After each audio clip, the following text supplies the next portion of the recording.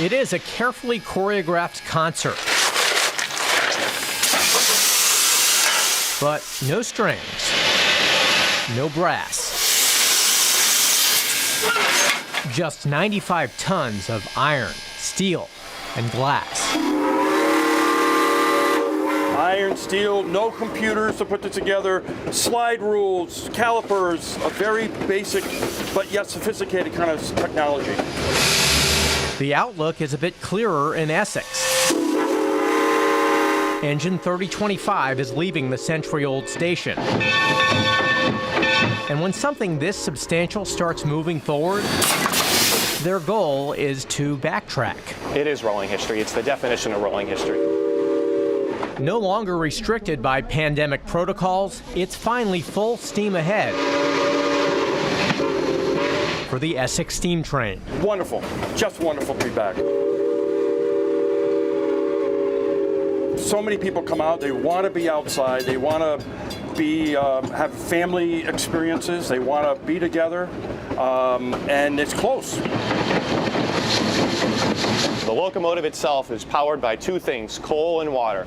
Coal makes a fire, boils water to make steam, steam powers the pistons, and off they go. Just exactly how it was done in the early 1900s. Passing through Pratt's Cove and the Deep River Marina, there are sweeping views on both sides.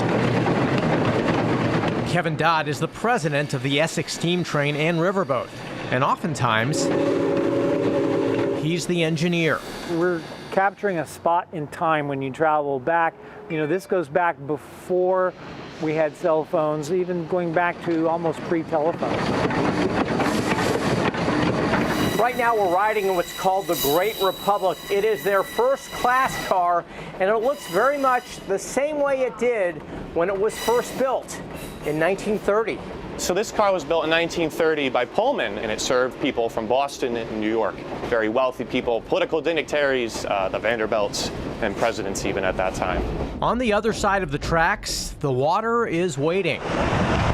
During many of the trips, passengers leave the vintage train for an hour-plus voyage on the famed 50-year-old riverboat called the Becky Thatcher. Conductor 3025, you can take us south clear into the curve south of Deep River Creek. Then it's a return to the rails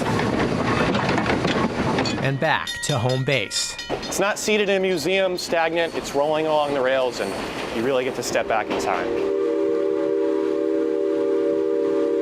Day tripping in Essex.